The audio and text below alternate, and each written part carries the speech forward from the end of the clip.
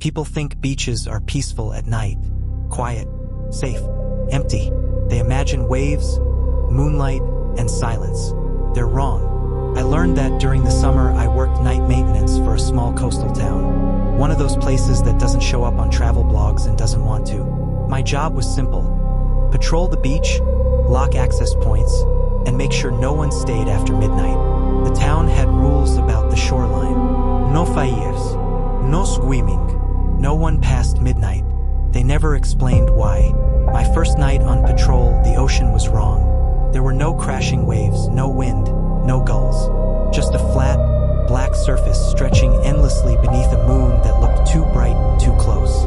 As I walked, I noticed my footprints didn't stay behind me. The tide wasn't near, but every step I took slowly smoothed over, erased, as if the sand didn't want proof I'd been there.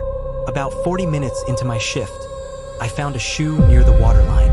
Old leather, still tied, no tracks leading to it, no sign of a body, just placed there, facing the ocean.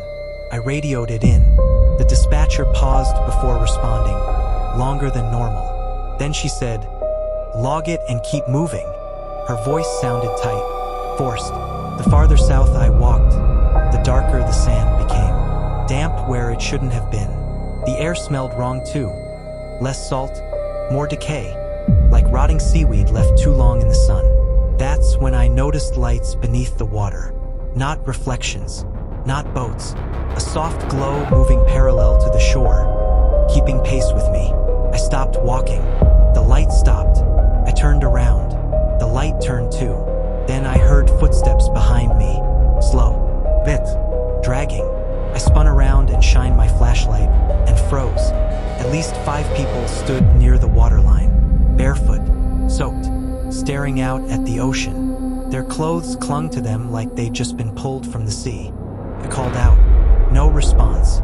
One of them turned toward me, and my stomach dropped. Their face was pale and swollen, lips blue, eyes glassy, like a drowned body, still breathing. One by one, they stepped into the water. I ran toward them, but the moment my foot hit the wet sand, the ocean surged forward unnaturally fast, soaking me to the knees. They disappeared beneath the surface without a splash. No stragen, no sound. The water swallowed them whole, then receded, leaving nothing behind. I ran to the nearest lifeguard tower and locked myself inside.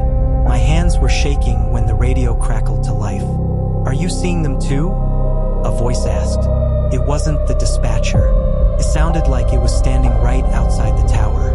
The voice said, "They don't like being watched. They prefer when people walk into the water on their own." Something leaned against the tower, rocking it gently.